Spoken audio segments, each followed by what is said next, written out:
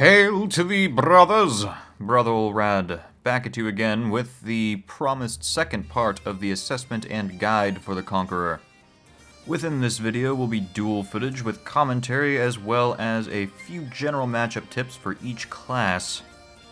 The goal of this video is to give a brief general overview to a great many things, so the information is compact and fast-paced. I might not touch upon all the finer details, but if requested, I can produce more videos with specific matchups and greater level of detail. So to start things off, here's a few duels while I summarize the Conqueror's basic approach. The Conqueror is currently considered S tier by meta enthusiasts and competitive players solely for what you can do with his light shield bash.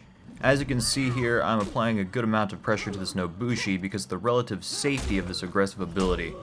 This is your bread and butter as a Conqueror, and when combined with a good defense and good reaction time for parrying, you are able to wage a terrifying stamina war on your opponent. If and when your opponent's stamina is depleted, this is when you try to trip them up by dashing at them in an attempt to bait a dodge when you get a confirmed guard break and throw them to the ground and deal your damage.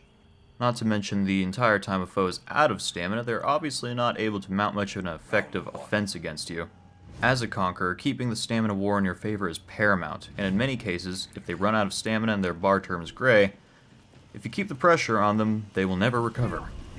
There are other tools in the Conqueror's kit, but nothing is very effective unless certain situational parameters are met. In fact, in many cases, the rest of his abilities will lead to you taking needless damage. There are a great many Conqueror players that use the heavy into medium shield bash over and over again, even against opponents who are able to dodge it. This costs a lot of stamina and can be punished in a multitude of ways, so careful consideration should always be at the front of your mind before you attempt to go full pain train on someone. In many cases, it's far better to throw perhaps a single heavy attack into a medium shield bash into another heavy, tops. And even this is somewhat risky if the situation isn't perfect. You should prioritize your defense and your stamina. The Conqueror is not a class for the impatient. He does have a few tricks up his sleeves.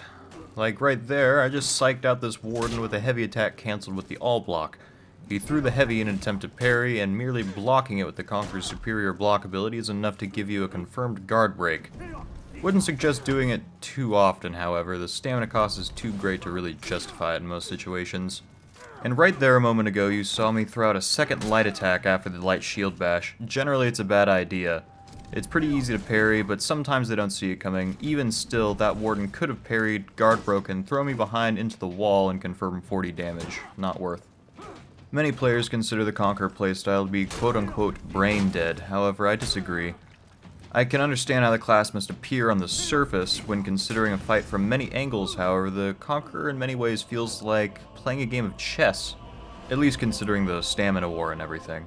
However, you're going to get a lot of salt playing this class well, so prepare for it.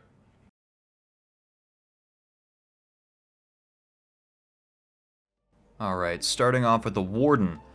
First and foremost, you should know that blocking the zone attack gives you a free guard break.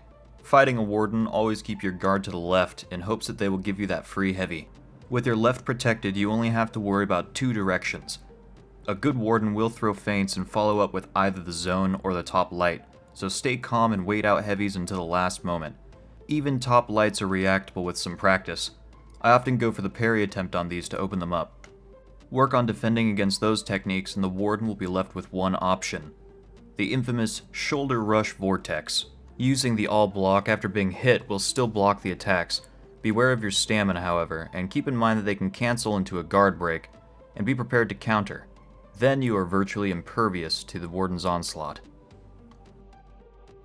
The Warlord is a difficult matchup, but the Conqueror has a better shake of it than most. Your stamina damage is stronger than his. The headbutt doesn't freeze stamina for a moment, unlike your light shield bash. Work on dodging his headbutt and counter with your shield. You will find his stamina quickly depletes. Other than that, do your best to react to his attacks, and for the love of all that is holy, try to keep away from environmental kills. If the Warlord turtles up and gives you nothing to work with, wait him out if you really want the win. I know it's boring, but this is the reality of tank matchups. However, you can still mount a decent offense, but expect him to dodge your light shield rush and be prepared for what follows. The Peacekeeper is probably the most difficult matchup for the Conqueror if played well. Her zone cancel can punish your light shield bash before it even begins, thereby depriving you of your only good offensive tool. If the Peacekeeper is played reactively, the Conqueror has really no way to dictate the fight. The best you can do is bait dodge attacks with your dash and parry them to open them up. The stamina war is irrelevant against the Peacekeeper in most situations unless you can corner them because their ability to disengage is so great. Try to keep your block right at all times to deny them the zone cancel. Do your best to react to her light attacks and go for parries as often as possible to open her up. Again, good Peacekeepers will throw feints, and with her fast attack speed, parrying is a very difficult task. Another method to engage the Peacekeeper and turn her offense around slightly is to utilize the Conqueror's pseudo-deflect block-dodge mechanic. With your guard kept to the right, dodge into the directions of her attacks and follow up with your light shield bash to score some damage. At the end of the day, your main weapon is going to be mind games. I can't advise much on this one, it's a very case-by-case situation. If you find one of the previous methods work, stick with it until they counter it. Then switch to another technique. Maybe throw some random guard breaks. The Orochi is easy yet difficult at the same time, depending on how passive they are. Like you, they don't have many viable options. Most of their kit is easily punished aside from their fast top lights and zones. Keep your guard top to protect against the double overhead. The zone, like the Warden, is a free guard break when blocked. Plus they don't throw out too many of these because of the stamina cost. If they do use the zone, even if you're hit, do your best to immediately deplete their stamina further with your light shield bash. The Orochi, like the Peacekeeper, is also fast and fairly able to get away from your stamina war. Do your best to keep up with them and keep the pressure on. Pseudo-deflect block-dodge mechanic is also helpful against this fight, to react to other attacks. And remember, Orochis love guard breaks, so definitely be ready for a lot of those. Good Orochi players may not have too much to work with, but expect them to overcome this with good use of feints and mind games. Sometimes they'll go as far as to double or even triple feint before attempting to psych you out with a guard break or a zone. People often seem to hate mirror matches, but as far as mirror matches go, this one is pretty terrible. Essentially, you have two guys with no real options other than to light shield bash each other into pulp. Being the first one to shield bash is usually bad because the defending Conqueror can fairly easily dodge to the side and then punish with their own shield bash, leaving the attacker with net loss of one light attack hit and a fair amount of stamina damage. If you encounter another Conqueror, pretty much just parry everything that you can to inflict massive stamina damage and then try to deplete them and force them to the ground. Preferably just try to throw them off a bridge or something and save yourself from a truly tedious experience. Not much to say about this one. A good Valkyrie can be a problem. The main difficulty of this class comes with dealing with the Spear Sweep Vortex.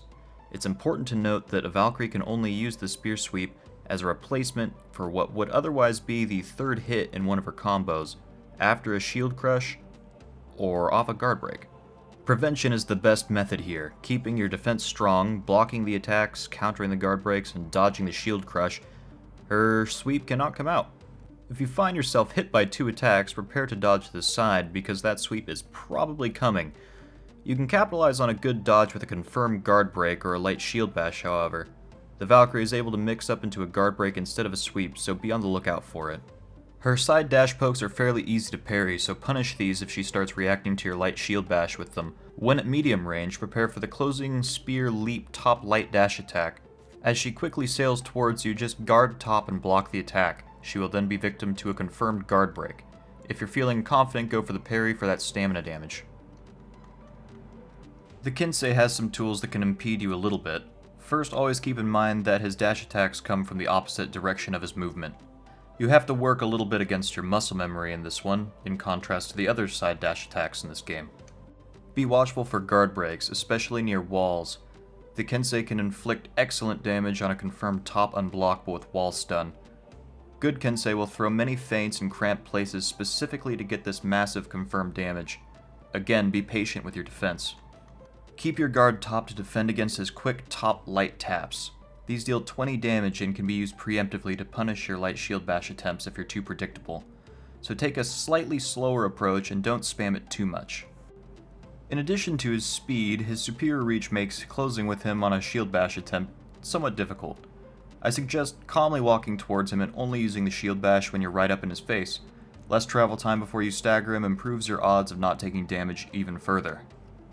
Other than that, this matchup is slightly on the easier side. That being said, never expect a Kensei to be a complete pushover. Again, in the hands of the capable, the possibility of mind games is high with this class, but with a slow, methodical approach, you should be able to overcome. The main tool that a raider has is the heavy into light top poke mix-up, which comes out fast and inflicts stun. From here it can be difficult to judge what he is up to. You can misread his guard break attempt for an attack from the left and so forth, so priority should be to keep top guarded when in neutral. As with feints, take heavies with a grain of salt. Anticipate the top poke mix-up and be prepared for a parry for maximum effect. If the heavy does not shift, either block it normally for a confirmed guard break or parry it for the stamina damage as well. Being able to throw an unblockable straight from neutral gives the raider some good leverage if you find yourself out of stamina. He can either feint an attack baiting a parry attempt that you cannot retract, or a dodge attempt he may try to get a confirmed guard break on. In both scenarios, you will take massive damage. For this reason, you should consider your stamina management carefully in this matchup and err on the side of caution. The Berserker is a pushover without the use of feints. However, if you encounter a Berserker gifted with Loki's own trickery, they can ruin you very quickly. Finding Berserkers of this caliber is few and far between, however. Berserker's moveset is fairly easy to parry in its entirety with good reaction speed. The dodge attacks, if utilized properly, can be used to punish your light shield bash attempts if you are too predictable. Baiting dodge attacks with dashes often works especially well. Like the Kensei, beware the guard breaks and cramped spaces, as the Berserker is capable of some pretty frightening wall stun damage. A reactive playstyle works particularly well against a Berserker. Identify the player's habits and capitalize on them. This matchup shouldn't be a problem at all, unless you encounter proficient feinter, in which case you must do your best to keep a level head, and see through those feints. Try getting their head a little bit and identify patterns. Also worth noting, the final hit in the Berserker's zone is parryable if your guard was already in that direction. The Shugoki is kind of a pain in the ass to deal with. Their hyperpoise won't allow you to use standard damage combos safely, so you have to use something to isolate the hyper armor first and open up on them. Otherwise you'll find yourself taking a heavy or a guard break in between your attacks, and the Shugoki will win the trade. All you need to do is periodically throw a guard break. Even if they successfully counter guard break, the Shugoki loses their hyper armor, and from there you can harass with your light shield bash more effectively. Another useful Conqueror tip here is that your superior block actually allows you to confirm a guard break after blocking a Shugoki's light attack. I'm unsure if this is an intentional mechanic, however. I wouldn't be surprised to see this removed in the future. But as things currently stand, this allows you to break their hyperpoise immediately and open up on them with a heavy into medium shield bash combo. But beware, the fat man can still dodge the medium shield bash despite his portly appearance, so use the combo sparingly. The rush tech is the hardest part of the Shugoki's kit to deal with. Depending on how they use it, it's pretty much unpunishable if they keep their distance when they miss. The hitbox is large and persistent, and the angle of which he comes can shift instantly, so dodging can be difficult. Rolling is a safer option, especially considering the Shugoki might not rush at all and actually bait you into a guard break. There's always a silver lining though. On the bright side, screw up and soon you'll probably have some sweet breakdancing skills like these. Also be wary of being thrown into a wall. This allows the Shugoki a confirmed Demon's Embrace, which can one-shot you if the Shugoki is at low health. It even heals him in addition to the damage you take, essentially doing double effective HP damage for the fight. The Nobushi has a decent amount of counter potential in her kit for the Conqueror, so you should approach them cautiously. However, at the same time, she is about the only foe the Conqueror has a relatively safe usage of his charged power attack against. You can use it to punish her with massive damage in certain moments, like this sideswipe. Time your attack correctly and watch her health drop. The main problem with the Nobushi is everything associated with her hidden stance, however. There are a few workarounds.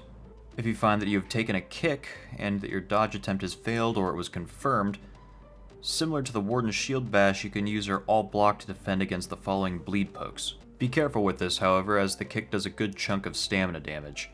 If you're low on stamina, taking a bleed is better than taking a heavy on the ground. But other than that, this is a reliable defense and a good answer all the same. The Nobushi fight has other moments of difficulty where you must work against your own muscle memory.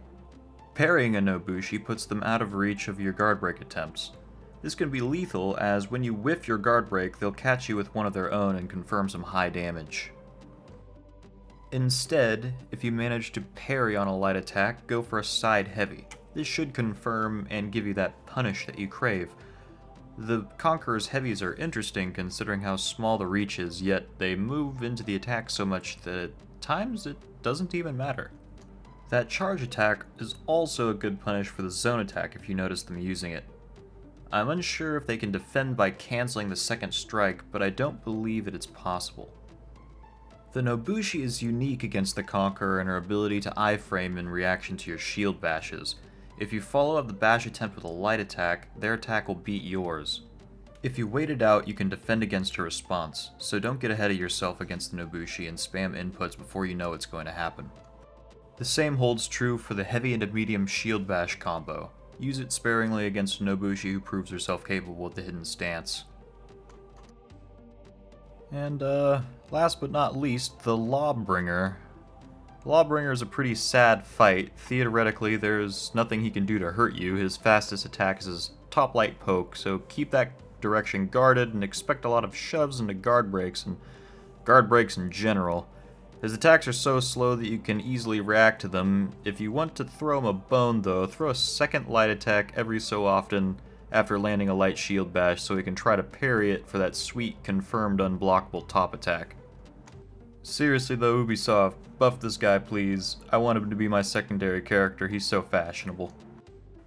Now for a note on optimal damage in a few situations. First, if you have somebody out of stamina and down in a corner, immediately follow the push with 2 heavy attacks.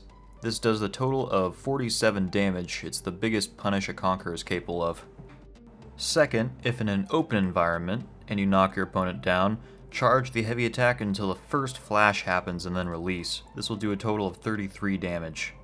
And third, if you're not too close but not too far from a wall, you can throw your opponent into it, and their stumbling will give you just enough time to charge your attack for that 33 damage. These techniques are especially important in Brawl and Duel because they're the only ways to one-shot your opponent at low health regeneration. The guard break just won't cut it.